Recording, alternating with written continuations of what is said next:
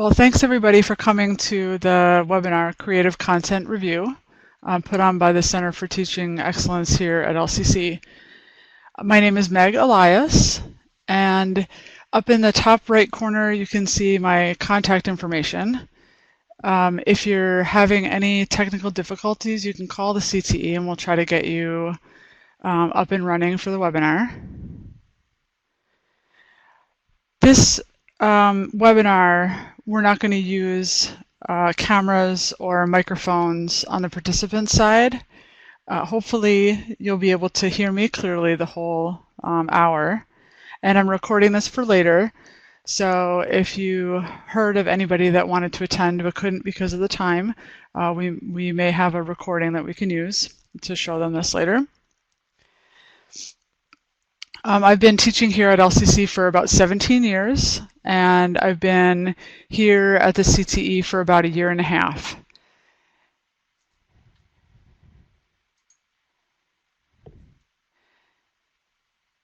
years. In Adobe Connect, this is the software that we use for our webinars.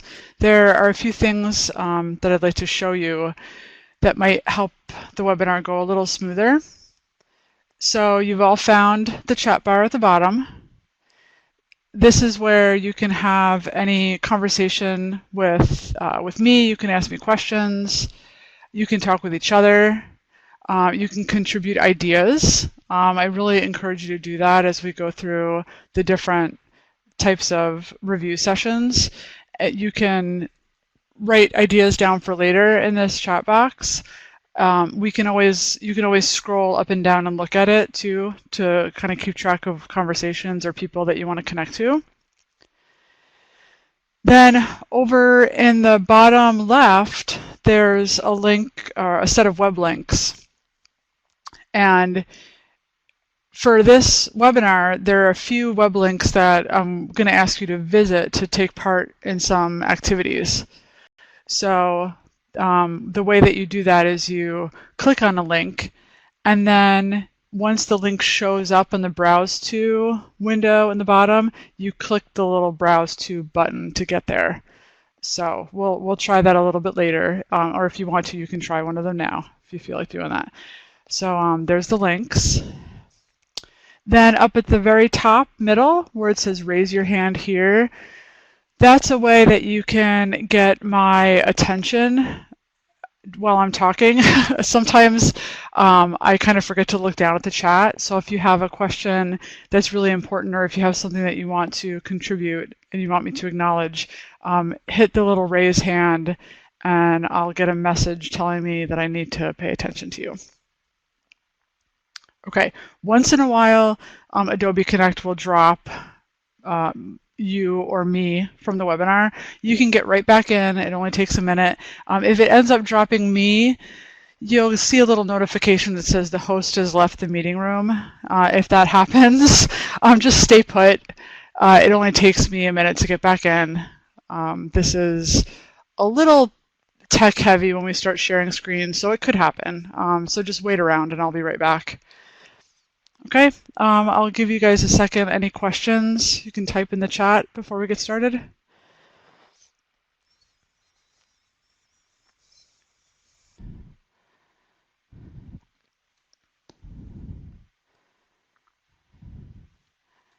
Oh, okay, I see one thing that I forgot to mention. In the bottom right corner, I have a little quiz open. I mean, it's not really a quiz. I'm really asking for your input. At some point during my presentation, I'm going to build an online crossword puzzle, or build a crossword puzzle online. And just to make it interesting, I thought I would take clues from you so I don't have to think of them all on my own. Also, we can get some of your content in there. So anytime until I get to the crossword, you can contribute a clue and an answer. So I'll show you. We do a clue, or sorry, a word, and then the clue that you would put in the crossword puzzle. So for me, let me think of one for biology. Maybe I could put in oxygen, and then I could write one output of photosynthesis. Okay, so that I put a little suggestion in there for a clue. So if you guys could help me out at some point and put a word and a clue in there, and then when I go to build the crossword, I'll have some clues. Thank you. Exactly. Snoopy, thanks. This one is not associated with your name, so you can make it as silly as you like. Thank you for that. Okay. So our quick agenda for today is, do my students need an exam review? I don't know how all of you feel about that, so I'll just tell you what my stand is. I'll tell you my philosophy of holding a review session. I'll talk about a couple of evidence-based study methods that help me pick review activities that are effective. Then I'll go through a list of some review ideas, and we'll do questions and a wrap up. And we have a survey at the end too. If you look down at the web links, the link that says CTE evaluation form, that is the one that you'll click to fill out the standard form that you usually do when you come to our workshops.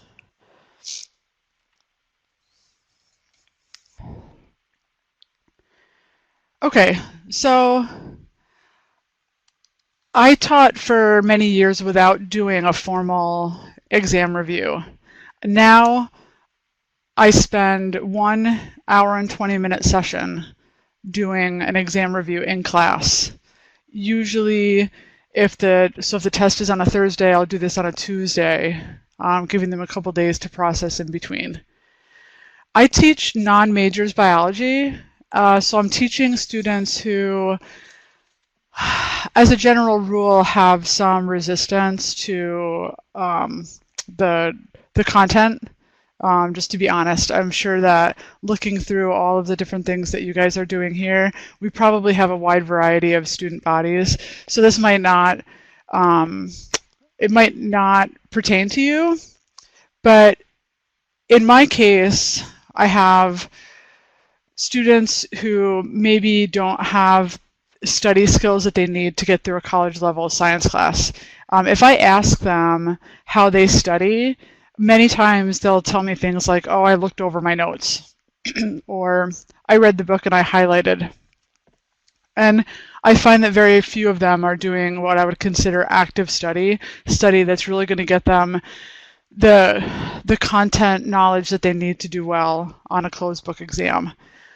Then I put the picture of the highlighters up here because I've read a few short articles lately about the highlighter effect of students thinking that they're doing effective study because they highlight a whole bunch of their reading, and they highlight so much that they have no discrimination between what's important and what's not in their book. So I think, in my case, my students need to learn how to be active when they're studying. They need to learn how to do these methods at home that are self-directed as opposed to just in the classroom. I mean, I'm hoping that through these review sessions, I can show them what's effective, and when they take their next class, if they move up in their education and even move away from LCC, that they'll take some skills with them.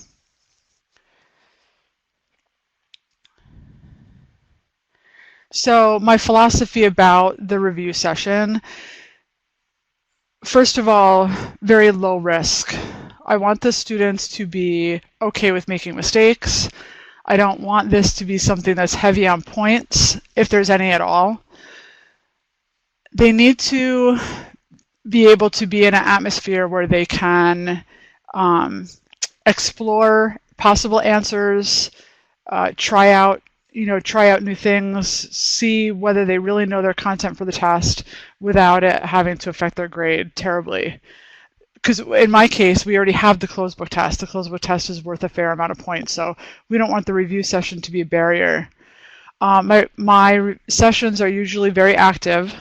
When I was in college, I had a lot of review sessions that went something like, do you have any questions? And then just a lot of silence. And that never really worked for me because I felt at some point I really didn't even know what to ask. And I think my students struggle with what to ask too. And what what they instead sometimes expect is just for you to go over all the content again. And that's not what I do. I put the activities back on them. Sometimes my content review is competitive. I found that there are definitely people who thrive when they know that they can win something. I'll talk a little bit at the end about what kind of rewards I use, but they're not all competitive. That's why I wrote sometimes, because I don't want them always, especially the students who aren't competitive or aren't comfortable in that, to feel like when they're coming in that it's going to be, something that they have to be on their game or else they're going to lose. And Chad, I see you use Kahoot in class. Yeah, I'm not going to address a lot of the bring your own device things today or review type things today, but that's fantastic. Yeah. And online video game sites that help review vocabulary. Yeah, Chad, at the end, if you want to put a link or two in the chat, I would really appreciate that. My reviews are mostly directed by me. I do have some chances for the students to kind of take charge, but in this case, I consider the review session sort of, I know the important things that I want them to know. I know what's trivial, and the directed by me is in some cases reminding them of what the main points of each lesson are. I wrote not necessarily authentic learning because I think you'll see that through games and quizzes and like little activities, it's not necessarily that those real world heavy learning experiences like scenarios or service learning or developing projects, that we consider authentic learning. Some of them are even a little silly, you might think, but I want you to know that I don't do this stuff every day. There's a mix of different types of learning in the class, and so this sort of lighthearted stuff is sprinkled in with the heavier stuff. And then I usually do a mix of collaboration and solo work because I want them to test themselves and see where they are, because when they get the closed book test, it's only going to be them. They don't have anybody to turn to, but then also during the review session that they can see that working together, studying together is productive. Lori, yes, I can definitely send out the PowerPoint notes afterwards. And again, I'm hoping that this recorded session will be available too. So just a few notes about effective learning methods. I'm bringing this up before I give you the ideas because if you think about these effective methods, you may be able to build some of your own learning activities that fit you better, that are based on these effective concepts. Okay, so the first one is spacing. And in a nutshell, spacing is when you present and repeat information over intervals of time, you can increase the uptake of knowledge. So this has been shown now in a number of different studies that if you learn your content over the course of several weeks or months instead of all on one day, it really increases the long-term knowledge. Okay, so what that looks like graphically is this. I think we probably know this a little bit intuitively because we tell students not to try to do this like cramming study the day before. But it turns out that if you're going to have 2 or 3 hours total to learn a piece of material, that it's much better if you do 1 hour intervals, like 2 days apart, than 1 3-hour interval on any of those days. So the spaced method is more effective than the massed method of study. I'm bringing this up now because I want to make sure you understand why I spend an entire class period doing the review. It's not just preparing for the test, it's also learning. So think about this. My students are reading a biology textbook at home, hopefully. That's the first time they see the material. The second time they see the material is in class with me, where we do short lecture and activities in class. And then the third time they see the material is in the review session. So they've basically had exposure to the same concept 3 times, at least a few days apart, if not a few weeks apart.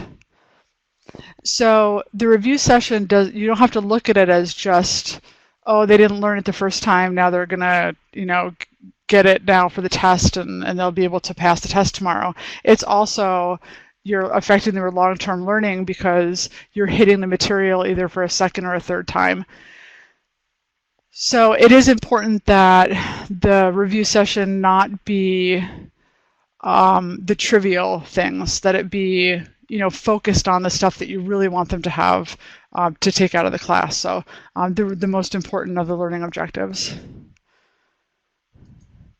Another effective method is called retrieval practice. And retrieval practice is kind of a nice name for more testing. Okay, so retrieval practice is like practice tests or quizzes. And the concept here is recalling information we've already stored in memory is a more powerful learning event than storing the information in the first place. Again, this is based on research, although there is some disagreement about how often and what type of tests should take place. The test, the exam, in my case, like exam 1, a unit exam with 4 weeks of content, really should not be the only time that they've gotten to test their ability to retrieve the information. Testing them is learning, and that's one of the kind of methods I use in most of these, is that I try to get them to do a lot of their review close book. If they feel comfortable with it, I try to push them to not open their book until they've really, really tried to do the activities close book. And my third effective method, with the effective in quotes, is I use games, puzzles, humor, competition, variety in my review sessions. I'm saying effective in quotation marks because I don't have a lot of research that supports these as long-term learning methods, but in my experience, there's something to be said for having a lighthearted, low-risk environment when students are coming up on a stressful event. So there's a lot of laughter, there's silliness in my review sessions. That doesn't mean that it's not hard. So if you come upon an example and you think to yourself, well, that's just silly. Why would you do a crossword puzzle? Why would you do a game? I have heard some of these things asked of me when I explain some of these things that I do in class. That's for kids. I've heard that one. This is for little kids. Adults don't like this stuff. I will tell you that my students leave my review session usually smiling, talking to each other, talking to me, talking about the content, and there's something to be said for that. In my case, I like to have good morale leaving the class, the class session right before the test. And I'll end this. I think the quote here is not very academic, but it really says what I think about my teaching in a lot of ways. I'd rather be a little weird than all boring.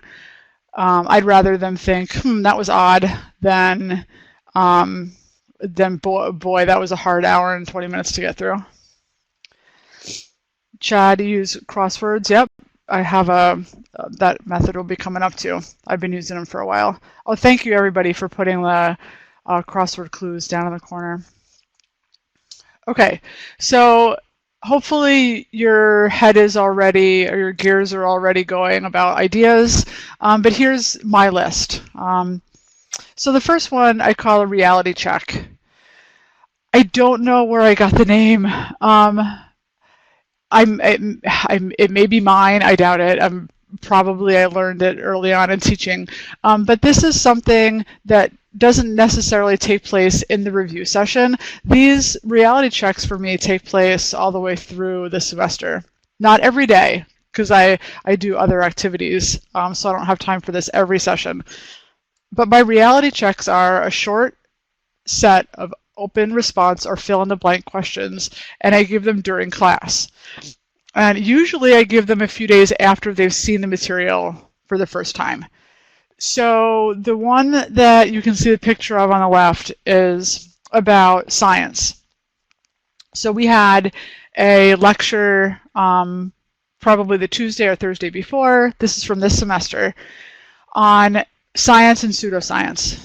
So superstition and treatment, I asked them for definitions, and then in the steps of the scientific method, I gave them some keywords at the beginning of each phrase to help them get on the right track. I usually pick either tricky concepts for these or ones that my students think they know. I will tell you, after teaching this for let me think. This is Biology 125, so I've been teaching this one for, I think, 4 years now, maybe 3.5, 4 years. And if you ask students on the first day, do they know what, can they recite steps of the formal scientific method, they will say yes.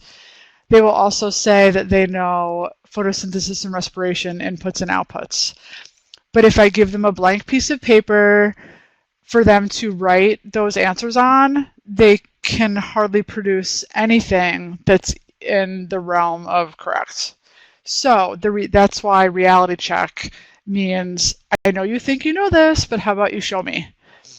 I see Carlotta says she used reality check appointment for recovery counseling during the first week of the semester. Yes, same type of thing, right? We're really saying, look, let's really see if what you think is true is true.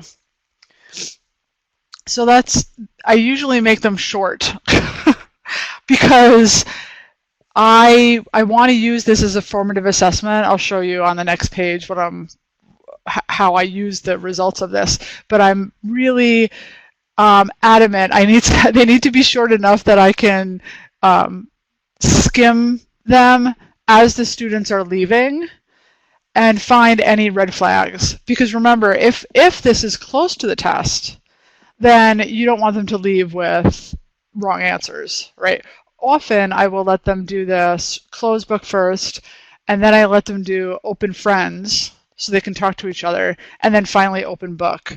And then by the end of it, they should have a complete sheet. And this is, in case you can't tell from the picture, this is like a quarter sheet. I print out 4 per sheet. This was another one, inputs and outputs of photosynthesis.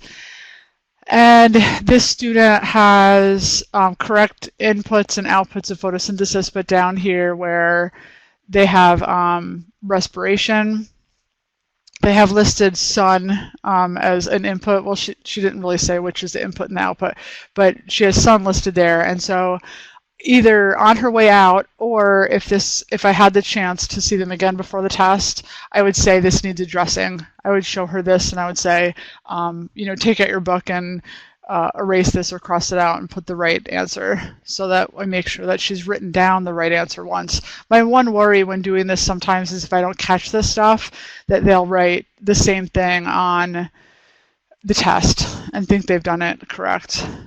So my little list here of reasons why I like this, it really is a pop quiz, but you don't really call it a pop quiz. Like I said, it's low risk, so they get some activity points for it, but the activity points aren't based on their product, they're based on process. My students, if you really get them, in a good place in class, they'll know that if they are trying and they write down a thought out answer, that they'll get the credit even if they have to go back and correct it. This is retrieval practice. This is spaced study because I give it over the course of the semester leading up to the test. It can be formative. If I address this with this student, hand it back, give her a chance to correct it, or do another one, then that would be formative and low risk. Okay. Next is Pictionary. And this, I don't do Pictionary the way the game really works. It's been a couple years since I've played it, but I remember Pictionary being high pressure, standing up in front of people and drawing. Well, I do this a different way. I have a list of concepts or terms from the chapter, and I hand them out randomly in class, so everyone gets one, and they have a sheet of paper that they tear or cut in half, and half the sheet is for drawing and half the sheet is for answers, and they put their name on the back. So this is semi-anonymous. They can test out some things and not worry about people laughing at their drawings. Okay. Then I collect them and I number them and I put them up on the visualizer. So try to think how this is going in the class now. Look at the picture of the house. So I have, say I have 20 students in the class. I've given out 20 terms, and then I collect 20 pictures and I number them. And then the students on the other half of their sheet, they write the numbers 1 through 20. And then as I put these up on the visualizer, they try to write the answers. So this is a introductory biology class. Anybody want to guess what she was drawing with this house divided down the middle? Give it a try. Yes, Chad, it is symmetry, and it's a certain type of symmetry. It starts with a B. Yes, bilateral symmetry. Good. So this was a term, a straight up definition type of term that they needed to know, bilateral symmetry. She drew this, I put it up on the visualizer, and then other people had to guess the answer. Here are some other ones from that same group. And in this case, what I did was, after they gave me back their pictures, I put the number on it, and then I added what I want the students to answer. So she got the term Cnidaria, which is the phylum for jellyfish. And so she drew this, and then I'm telling the students, okay, when you see this picture, tell me what the phylum is. And I give them usually like 30 seconds to get them. I will tell you that some students really embrace the chance to draw, and they'll spend a lot of time and care on their drawings. Other people, nah, I mean, they're not so super crazy about it, but I try to make them draw often in biology class because, you know, a visual representation of what you're seeing, there's a way to collect data. You know, it's observational data. So I have them do that in lab. And then in this case, they're taking an abstract concept. And, well, I guess I wouldn't say that phylum is an abstract concept, but you could have this be something like mind mapping or concept maps too. So having them take ideas from their head and put it on paper is valuable. And Chad is writing, drawing uses different part of the brain. Yes, connections and retention. I have read some research about how it matters how you tell them to draw, you know, whether they get to look at a picture or whether they are drawing from memory or if they're drawing an abstract concept. So the research kind of differs on how to use this super effectively, but this is one of those that really is a very good way to get your students talking to each other and laughing, especially because their names aren't on the front. Some of them will just kind of hide when their picture comes up, and but you know, as you can see, some of them really like it. So this is what the answer key or the answer sheet looks like. So this student we did 15 on this one. And as we're going through, they do it once on their own. And then I put the pictures back up and we talk about what the answers might be. And in this case, I let them fix their answers. So one thing I want to point out here is if you look at number 2, Number 2, this is a different set of pictures, so they don't correspond to the numbers on the previous pictures. But if you look at this student had for number 2, they had cnidaria, and the actual answer was porifera with 1 F. She didn't spell it right there. So that was a straight taxonomy term that she has to know.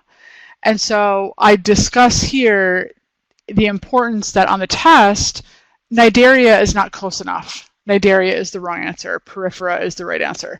But there's a different type of question where, like on number 9, she wrote fertilization. The actual picture was of pollination.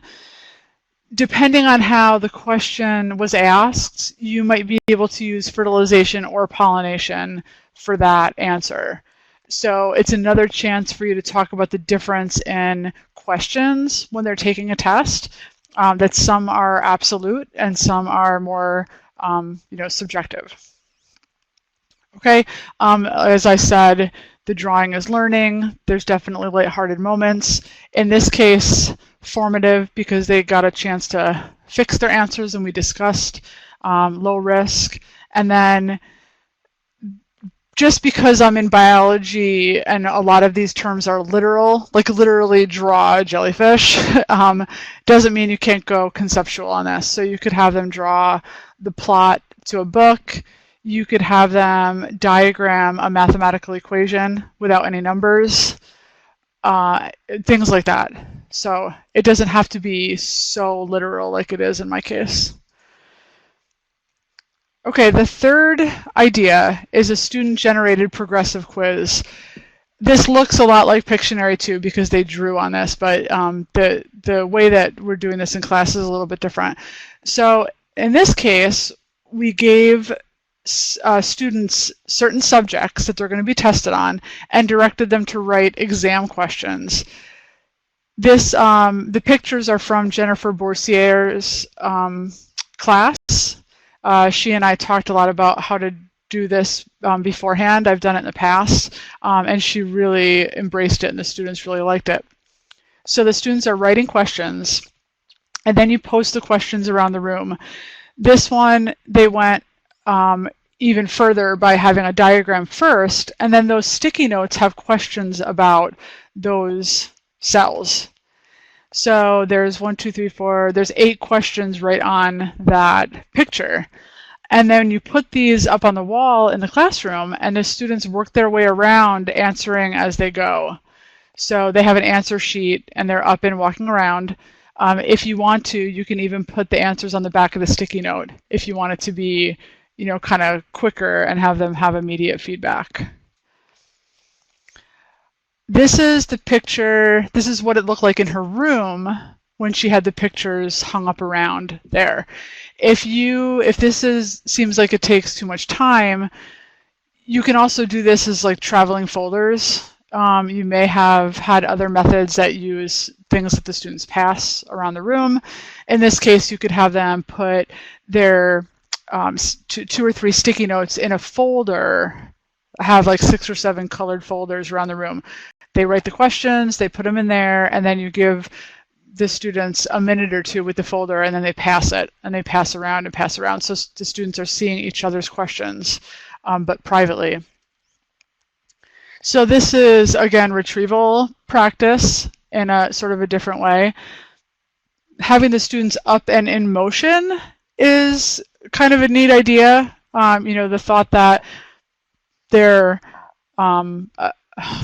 assessing something from a different angle and a different spot in the class. There's some location, like visual cues that they might use to help them remember. Also, just if they've been sitting for a half an hour, they might feel a little more energized by this method. And then it's student-centered, so they're generating some of the content, and they can have some ownership in that.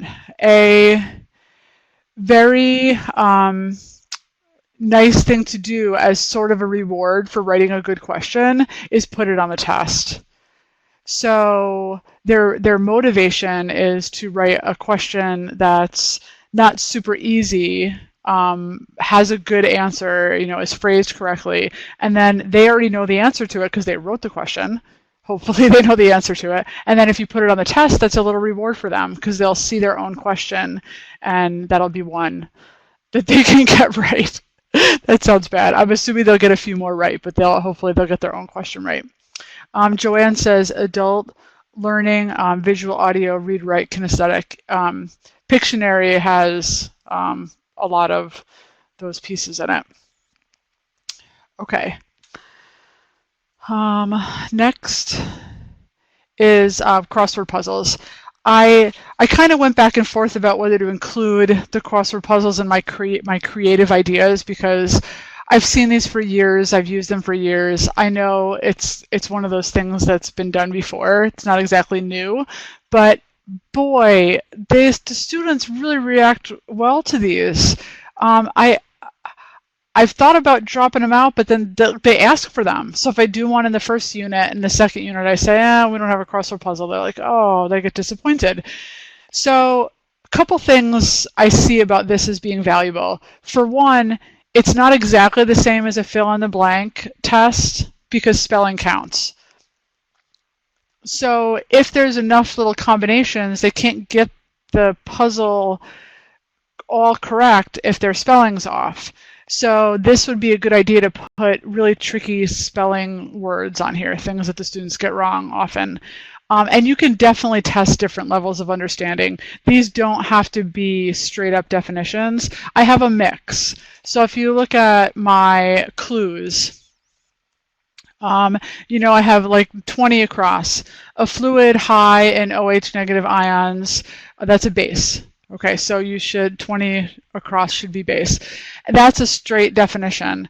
But like 11 down, the A in ATGC, that's a little bit deeper because they have to know what ATG and C are. I'm not telling them that those are parts of DNA. They have to know that, and then they have to know what the A is.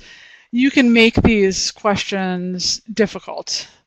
It's kind of like retrieval practice in the way of like a fill in the blank or like a short answer quiz or something, only they don't see it that way. They see it as a puzzle, they see it as challenging. I do let them work as teams on this because there are a few people who seem to have a real block when they look at the crossword puzzle, and I want to acknowledge that this is not for everybody. So I let them work in teams, and that relieves some of the pressure. So now I'm going to take the crossword puzzle clues that you guys gave me, and I'm going to try to put some of them into this at crosswordlabs.com. So you don't have to go to the site. I'm going to go there, and I'm going to type some of them in. Okay, so I will be sharing my screen, so you're going to see my slides disappear for a second. And I'm going to go to this is a free crossword maker. And on this free crossword maker, you can generate a puzzle that allows you to download it as a Word, like a Word file or a PDF. So we'll call this CTE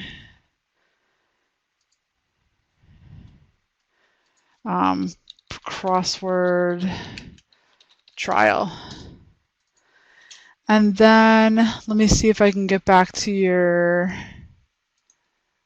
clues. Just give me 1 second. I'll see if I can grab a few of these and put them in. Okay, well, I thought I could cut and paste, and in the interest of time, I'm going to just type in a few words here because I can't seem to cut and paste your answers. So let's say sky, the blue thing, soil under your feet. This, the opposite of that, and I'll put in my original one, oxygen, and output of photosynthesis. And I have hold on, let me spell it right. Synthesis. Okay, I have on my computer, I have my own crossword compiler that I bought. It cost me about $30 about 5 years ago, and it's a lot more powerful than this free one. But if you're only going to make 2 or 3 a year, it might not be worth it. If you're interested in coming to the CTE and using the program that I have, I'd be glad to share it because it generates a real nice one. Okay, so I'm also going to create a passcode. And we'll just do, let's see, CTE. And now I hit generate. And the first thing that it gives me is the crossword puzzle with all the things filled in. But if I hit save, it'll allow me to save it in Word. So I'm going to save it. And I'm going to see if I can open it up and show you what it looks like in Word. So let me get to that now. Give me 1 second.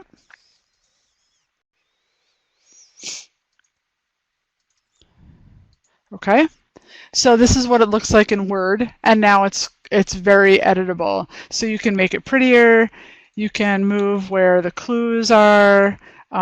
If you wanted to add some graphical clues, you could do that. At this point, you could add near an output of photosynthesis, you could add a picture of photosynthesis or the equation. So it's easy, it's free. If you generate a list of clues in Word, you could cut and paste them right into the website. Let's see, Chad is sharing another free generator, Puzzle Maker, discoveryeducation.com. Okay, thank you, I'll check that out.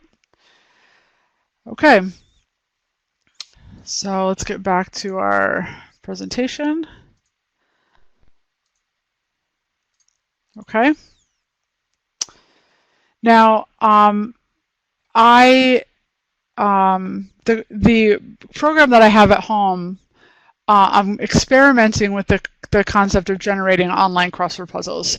What I really would like is to have some puzzles that I can put online in D2L and the students can do interactively, kind of like the New York Times online puzzle.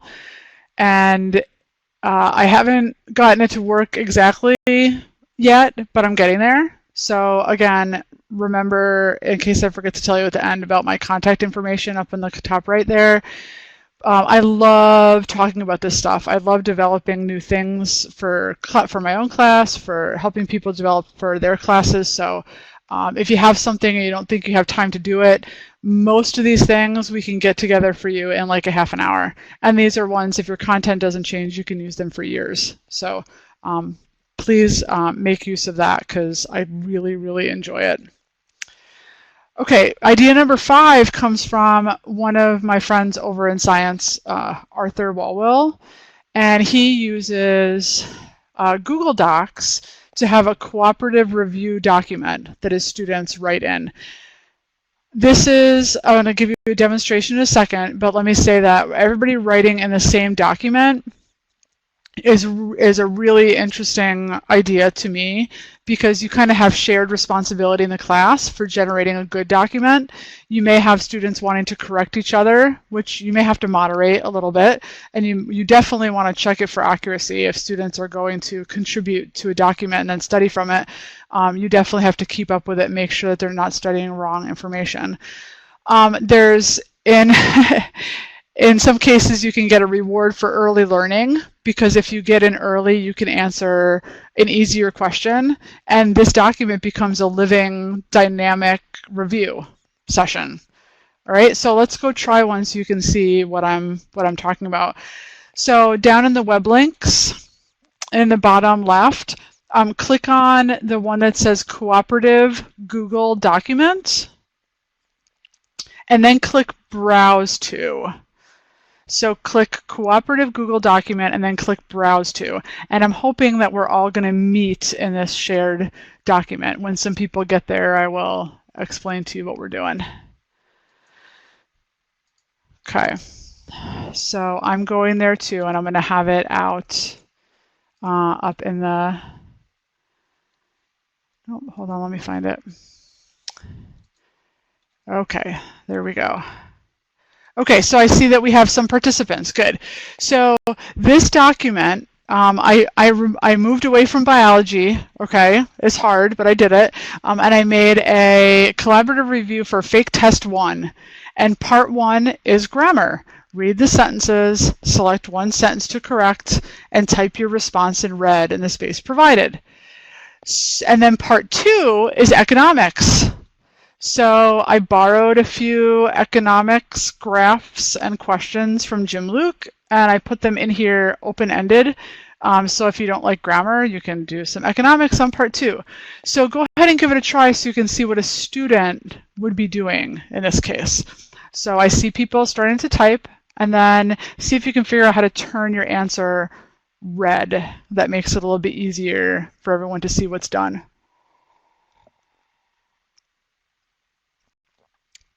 The neat thing, if you haven't used these documents before, I shared this in a way that you do not have to be signed in. So students don't have to go through any hoops to get to this and start writing on it. You can probably see there's a few dangers with it in that if you're not careful, they could delete questions. They can delete other people's answers. But Google has some great features in that you can get back previous versions, and usually you can correct that stuff. Okay, awesome, perfect. And I love that when you're not signed in, that it makes you be animals. So we have an anonymous panda, anonymous badger. Did anybody decide to look at the economics questions on the second page? What? No? Nobody? I don't know the answers, so I can't tell you if you're right or not. Okay, so most of you have had a chance to look at that. I can see myself using this in the future. This is one that I saw someone else doing. Arthur was gracious enough to show me how he did it and what he liked about it. And so I think at some point I'm probably going to do this for my class. And reminding you now that you look at it, I know some of you were surfing to the site while I was talking before, but one of the rewards is if you get your answer in early, then you might be able to do one of the easier ones. Oh, Chad is adding comments for feedback, and I think, let me see if I know how to add a comment. Okay, so I'm picking a spot that I want to add a comment. I right-click and I click comment, and I'm going to say this is pretty cool. So they can, you can comment on their feedback, or they can comment on each other's. And another drawback from Chad is chat can be dangerous when kids start goofing around. Yes, maybe I can turn off the chat feature. Okay, so I'm going to go back and stop sharing this. So you guys will still have access to it if you want to mess around. But I'm going to move back over to my my presentation. Oh, Lori says, didn't catch how to change red. So let me see if I can do that real quick. Let me get back to that document. So if you, whoops, hold on. Okay, not sure right now if you can see the, I'm not sure if you can see what I'm doing. My screen is not working correctly just for a second, but I'll just tell you how to do it.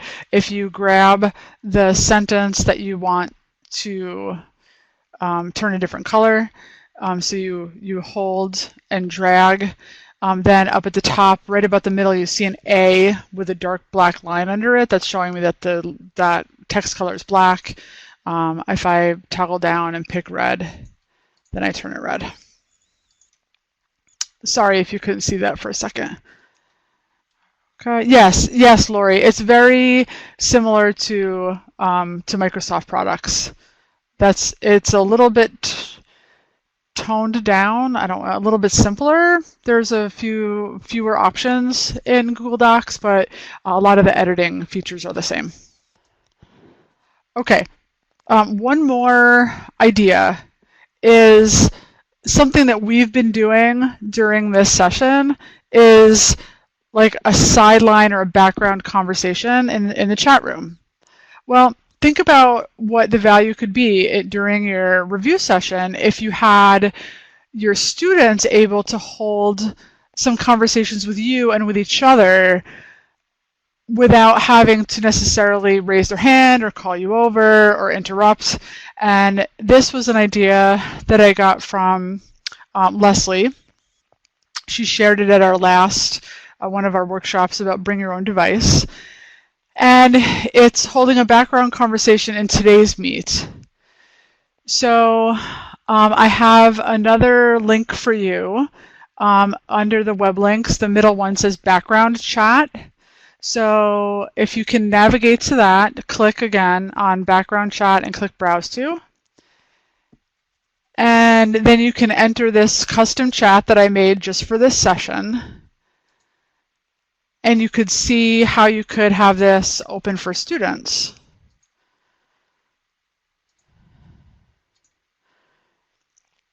Okay, so someone's saying hello. I will say, let me see, make sure you guys can see it. Okay, let's see. So I'm going to call myself Meg, and then I'm going to say, do you have any questions? And then you can go ahead and participate in this chat. So ways I can see this being useful, they don't have to put in their real name. Hello, Panda. Hey there. The students can be as anonymous as they like, and they might be able to ask a question that they wouldn't feel comfortable asking in front of their peers. So it depends on whether you value that or not. Do they have to be able to speak up in class, or is it okay for them to ask a question, anonymously and quietly, privately? Maybe they are embarrassed that they didn't learn photosynthesis in high school, and so they have to ask double the amount of questions, and they can do it anonymously. So that's one thing. Another thing is they could ask each other questions. Maybe they can get a question answered from a peer. A third thing you could do is you could have it as sort of like an exit ticket, and then you could follow up on things that were the worst. So, if you took a bunch of little quizzes, if you took those reality checks, what was the worst thing about it or the best thing about it? What do you need to study more? How much do you intend to study? Maybe, motivate them on their way out the class that this is not the end of their study. And the question, is it worth monitoring as the teacher? I'm not sure what you mean by that question. Do you mean, would I keep an eye on this? Is that what you meant?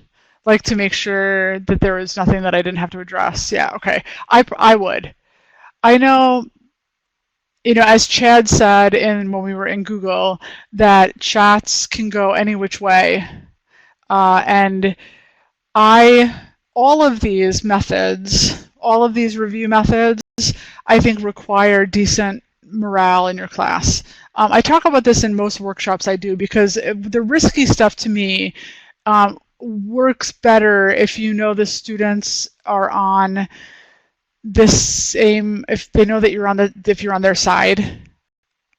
I would have a really hard time doing these games and sort of silly stuff and off the wall types of activities if I had a class that wasn't, mature enough to handle the crazy. Okay, so, or if I had students who really didn't get along with each other, didn't get along with me. If there was bad morale, I'd probably keep it a little more standard. But I tend to have really good students these days. I tend to have classes that are chatty with each other. They're really open. I can't see this chat going bad in the class that I have right now. There are probably classes where I wouldn't do it. The question, where would you display it in class? If you use your screen for PowerPoint slides, you could have this going on your phone on the front desk. That's one possibility. I'm not sure how many screens I'd have going at once. This might be something that I could have up on the screen while we're doing something else not related to having it up on the PowerPoint. You could also allow them to talk a little bit and then check in every few minutes. So, okay, I'm going to go back to the presentation. Oh, you're welcome, Lynn. Thank you for coming. I know I'm getting close to the end. I appreciate you guys being really engaged and responsive today. That was a good conversation. That hour went really fast for me, but that was my last idea for today. But I love to brainstorm about this. If you want to come in and see me, if you have any questions, you can put them down in the chat below. I'd love to hear some more of your ideas, links to other apps or things that you use, ideas for taking these and putting them online for online classes, because I'm really focusing a lot on face-to-face. And thank you. I very much appreciate it. I will stick around for a few minutes and answer any questions that are in the chat. Look at some of the links, and I would ask you, before you leave to please fill out the CTE evaluation form that's in the web links. Okay, so it's the second from the bottom. It says CTE evaluation form. It's just a quick Google form. And I will point out that the last link in there is a great article that does a meta-analysis of 10 different learning methods and all the research that has gone into testing them and what's actually effective in the classroom. And that's partly where I got some of the information to share with you today about what's effective and what's not. So that's a great article. I really recommend it. Okay, thanks, Chad. I'm glad you came. Thanks, Carlotta. And as Chad, thank you so much, and thanks for these online tools too. I see that you have a little collection of things that you use, and I'd be very at some point I would like to go back and look at them. I see that the first one on your list is class tools, bad graphics but still good games. I know some of these older sites are just sticking around and nobody's replacing them with new stuff. Class Tools is great. There's some really good stuff there. I just think if they could like up their game on their homepage, they would probably have a lot more people using them. That's great. Thanks, Andy, for coming. Lori, yes, it could be associated with a Flash player for sure. I wondered why there weren't more people inputting things in that. In the today's meet, yes, it definitely could be outdated player. So sorry about that. I didn't think about asking that whether your technology was working. Thank you, Maria. I'm glad you came. I hope you could find something for math in there. We like a lot of the word problems you could probably turn into picture related like concepts on the paper, maybe visualizing, and I'd love to talk to you about that sometime. Having two younger kids who are working on in math right now. It'd be fun to talk about the philosophy of math teaching with you sometime. Okay, Lori, yeah, that's probably what it was. Yeah, as long as you got to run the webinar, that's the most important thing. Thank you for all the words and clues for the crosswords. Sorry, I couldn't cut and paste them in like I wanted, but thank you, Denise. Nice to meet you. I'm not sure if we've met. We must have. You're in medical sonography? Yeah, we must have met. Sorry. So I'm sorry. It's hard without a picture. I don't use the webcams on here because it just like is way memory intensive on the system. So sure, when I bump into you, I will know you.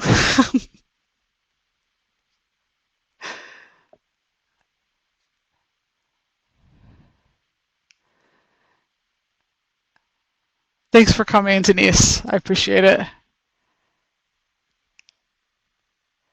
Oh, great, Janice. Good. I'm glad it was a good hour for you, and I would love for you to share with me your all the stuff that you do in class. That's how I'm able to get some of these things out to other teachers too. Lori, I would love to do this again. Yes, anytime. We have, we're doing 1 or 2 webinars per semester now to try to catch, more people where they are and at different times and recording them for future. So it's a nice platform for us, working really well.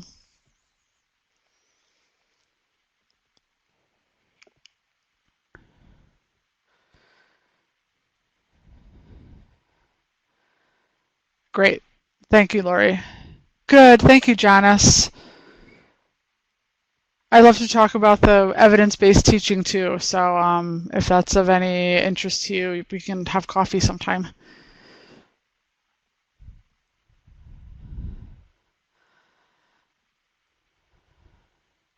All right. You have a great day. I'm still going to stick around while there's people in, but after you're done with your evaluation, you can just click to close the window, and that way I'll know when our room is empty. But I'll stay as long as people want to talk. Thanks, Lori. You too.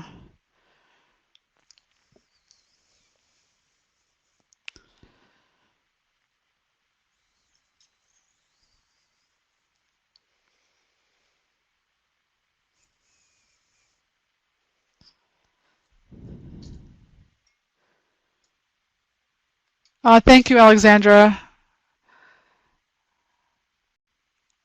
Yeah, it was a good session. I got a lot from you guys too, so I appreciate all the participation.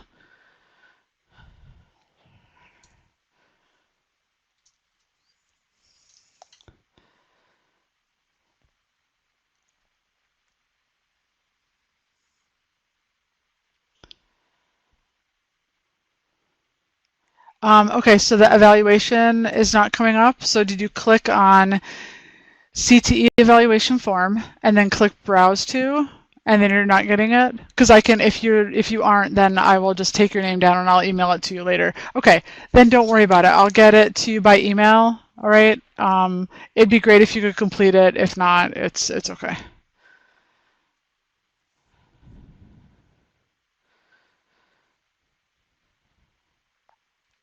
Okay. Thanks, Lori.